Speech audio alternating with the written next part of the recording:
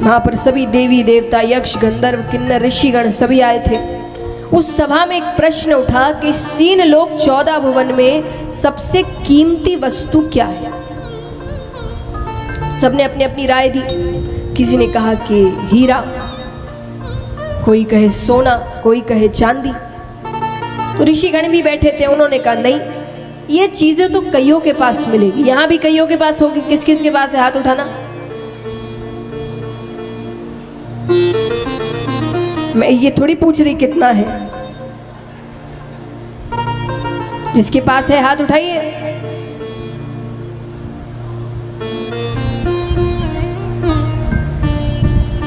है, कईयों के पास है। कितना डर, तो कईयों के पास है। तो जो कईयों के पास हो वो सबसे कीमती कैसे है? सबसे कीमती तो हर किसी के पास मिले ही ना। तो सबने ऋषि गणों से कहा कि आप बताइए फिर सबसे कीमती क्या है। उन्होंने कहा अगर सबसे कीमती कुछ है तो वो है प्रेम। प्रेम कौन सा, हमारा आपका नहीं, या आज किसी से, कल किसी से, परसों किसी और से, ये नहीं। निस्वार्थ प्रेम, जिस प्रेम में कोई स्वार्थ ना हो, वो सबसे ऊपर होता है। तो सबने कहा कि फिर ये प्रेम कहाँ मिलेगा? कोई तो प्रेरणा स्वरूप हो जिससे सीखे। तो सब इसमें भी अपनी अपनी राय देने लगे। कोई कहे कि हो ना हो ब्रह्मा ब्रह्माणी के पास तो होगा। बोले नहीं, ब्रह्मा जी ऐसी रचना के कार्य में इतने व्यस्त थे, उनके पास समय ही कहाँ है। नारद जी भी बैठे थे। नारद जी किसके भक्त हैं? विष्णु भगवान के। तो उन्होंने कहा हो मेरे विष्णु भगवान और लक्ष्मी माता के पास तो जरूर है। बोले नहीं, वहां भी उतना प्रेम क्यों नहीं? बोले अगर इतना ही प्रेम होता तो समय न समय देखकर वो भक्तों के पीछे नहीं दौड़ते। मध्य रात्रि में गजेंद्र ने पुकारा, लक्ष्मी जी को छोड़कर भाग गए। आधी रात में भागे थे भगवान। तो वहां भी बटा हुआ है प्यार। अच्छा, तो अब आप बताइए कहाँ है? तो अगर प्रेम की पराकाष्ठा कहीं पर है तो वो है महादेव जी और पार्वती माता के पास। एक तो वो आधे अंग पर विराजती है और महादेव जी ज्यादा से ज्यादा समय कैलाश पर्वत पे ही रहते हैं। वो जल्दी से कहीं बाहर नहीं जाते। नारद जी ने कहा ऐसी कोई बात नहीं है, अभी तो देखिए लीलाएं हैं। सबने कहा नहीं नहीं। तो नारद जी ने कहा अगर इतना ही प्रेम है, मैं उनके बीच झगड़ा करवा दूं तो? अब आपको लगे झगड़ा तो पति पत्नी में होता ही रहता है, इसमें कौन सी बड़ी बात है। आपस में झगड़ना अलग बात होती है, किसी तीसरे की वजह से झगड़ना अलग बात होती है। अगर कोई तीसरा आके आपके बीच झगड़ा करवा दे तो प्रेम में अभी कमी है। तो नारद जी ने कहा मैं करवा दूं तो?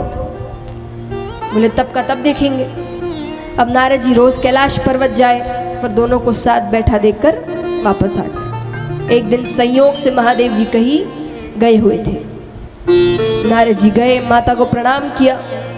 माता ने कहा कैसे आना हुआ? बोले वो बाबा से कुछ जरूरी काम था। कहाँ है वो? माता ने कहा वो तो अभी बाहर गए हैं। इतना ही जरूरी है तो मुझसे कह दो, मैं आते ही कह दूंगी। बोले नहीं, थोड़ी व्यक्तिगत बात थी। व्यक्तिगत माने पर्सनल,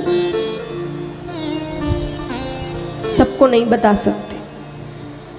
माता ने कहा आपके बाबा और मेरे बीच कोई व्यक्तिगत बातें नहीं रहती, वो सब कुछ मुझे बताते हैं। नारद जी कहे मैं नहीं मानता।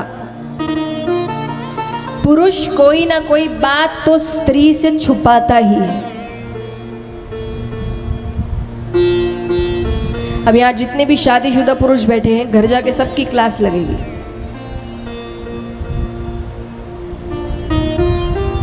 अब जो सच है वो है। उन्होंने कहा कि ये सच्ची बात है। अब चाहे कोई भी हो, साधारण पुरुष है कि खुद महादेव जी है, पुरुष कोई ना कोई बात तो स्त्री से छुपाता है। माता ने कहा ऐसी कोई बात नहीं है। अगर नहीं है तो नारद जी ने कहा, आपने अमर कथा सुनी है? बोले नहीं, ये कौन सी कथा है? अरे बाबा हर किसी को नहीं सुनाते, जिससे सबसे ज्यादा प्रेम करते हैं उसे ही सुनाते हैं। माता ने कहा, इसका मतलब मुझसे प्रेम ही नहीं करते? बोले वो मैं क्या जानूं, अच्छा मैं चलता हूं, बाबा से मत कहना कि मैं आया था। नारद जी ने अपना काम कर दिया। अब देखिए, मुझे नहीं पता कि आपको पता है कि नहीं, पर महादेव जी और पार्वती जी के बीच आए दिन कोई ना कोई कथा की चर्चाएं होती हैं। आपने कई श्लोक सुने होंगे जो उमा से शुरू होते हैं कि उमा राम स्वभाव जिन जाना, तीनी भजन तजी भाव ना आना, ऐसे कई श्लोक हैं। तो उनके बीच बड़ी चर्चाएं होती हैं।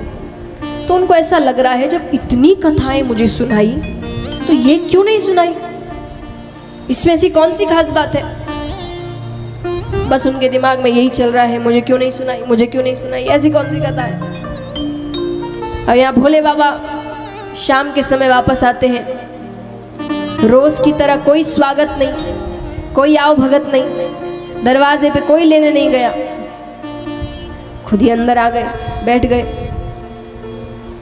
बात भी नहीं कर रही, अपने कामों में लगी है। भोले बाबा बैठते हैं, अब कुछ तो बात करे। तो जब पति पत्नी के बीच झगड़ा चलता है तो बातें बच्चों के माध्यम से होती है कि नहीं? तो भोले बाबा ने भी सोचा कि बच्चों की ही बात उठाते हैं। भोले बाबा ने कहा, रे गणेश कार्तिक कहाँ हैं? माता ने कहा, गए होंगे कहीं, दिन भर अपने पास रखूं। अच्छा देखिए, एक बात यहाँ जितने भी पुरुष बैठे हैं उन सभी के लिए, क्योंकि कई बार मैंने लोगों को कहते सुना है कि हमें समझ ही नहीं आता कि कब नाराज है, वो कुछ बताते ही नहीं है, तो हम कैसे समझे? ऐसे समझे, जब आपके सीधे सीधे प्रश्नों के उल्टे उत्तर आ रहे हैं, मतलब कुछ गलती हुई है, अब गलती ढूंढो, ठीक है? ऐसे समझो। तो माता तो जवाब नहीं दे रही। भोले बाबा ने कहा, ठीक है, थोड़ी देर बाद फिर पूछते हैं। भोले बाबा थोड़ा प्रेम जता रहे हैं। उन्होंने कहा कि आपकी तबीयत तो ठीक है? माता ने कहा, बिल्कुल ठीक है, बस यही गलती कर देते हैं। उन्होंने कहा, ठीक है तो ठीक है, थोड़ी समझ लेते हैं। भोले बाबा ने कहा, अरे ठीक है तो सुबह से भांग नहीं मिली। अब वो कहीं का गुस्सा कहीं उतरेगा। माता भोले बाबा से क्या कहती है, आइए।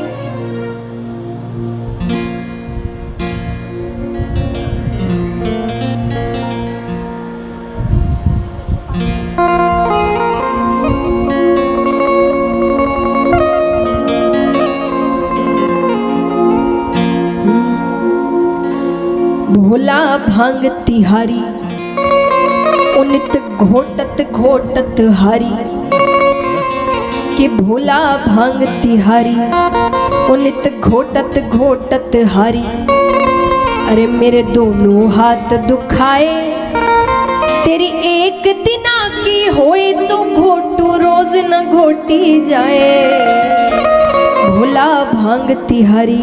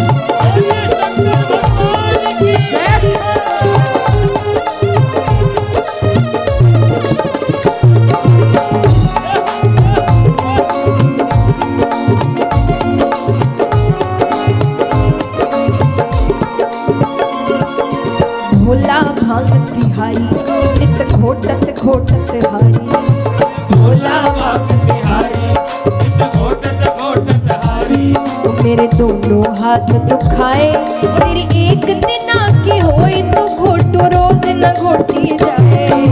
भोला भाग बिहारी नित घोटन घोटन हारी, भोला भाग बिहारी नित घोटन घोटन हारी।